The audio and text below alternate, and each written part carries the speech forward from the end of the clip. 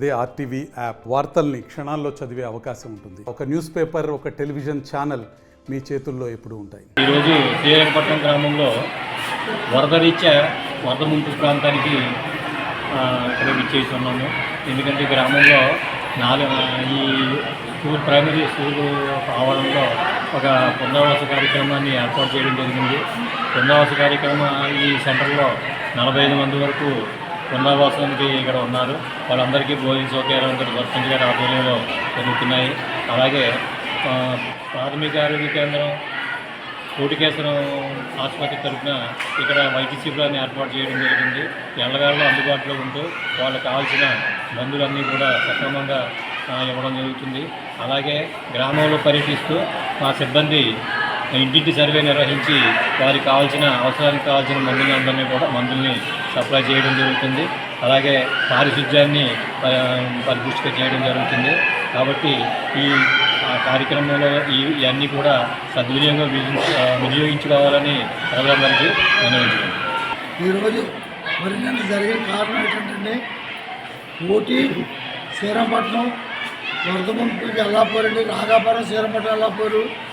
మరి నిన్న కలెక్టర్ గారు, బత్తుల బలరామకృష్ణ గారు, ఎమ్మెల్యే గారు, మరి తదితరులు మా బృందం అంతా కలిసి ఎంఆర్ఓ గారు, ఆర్ఏ గారు, కర్ణం గారు, హెల్త్ డిపార్ట్మెంట్ కేసాల నుంచి సూపర్వైజర్ గారు, ఈనమ్మలో మొత్తం అందరూ వచ్చి మరి నా గ్రామాన్ని ఇంటింటికి సర్వీస్ చేసి ఎవరికి ఏ ఇబ్బంది లేకుండా చేస్తున్నారో.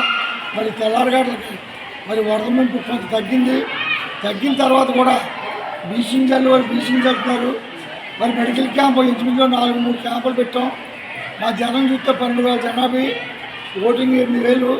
మరి జనంతో మా శాఖ మరి బృందం అంతా కలిసి మరి వాళ్ళు భోజనం చేయకుండా మరి స్టాఫ్ అంతా మెడికల్ క్యాంప్ అవనండి, మరి సచివాలయం స్టాఫ్ అవనండి, మరి ఈఆర్ఓ స్టాఫ్ అవనండి, అందరూ కలిసి ఎంఆర్ఓతో శుద్ధంగా కలెక్టర్ గారు వచ్చే రాత్రి గట్టిగా చెప్పి మరి ఎవరికి ఏ ఆపద రాగలదని చెప్పింది మేడం గారు.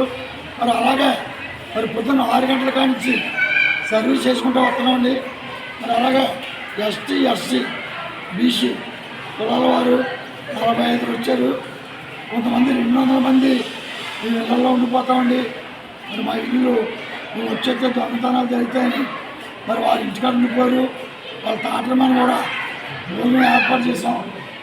అంతవరకే చేసుకుంటూ వచ్చాం.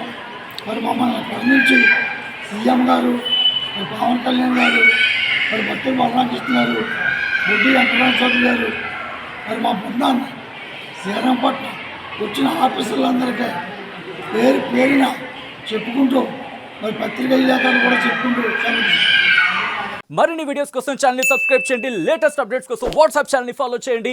అండ్ లింక్ డిస్క్రిప్షన్ లో ఉంది.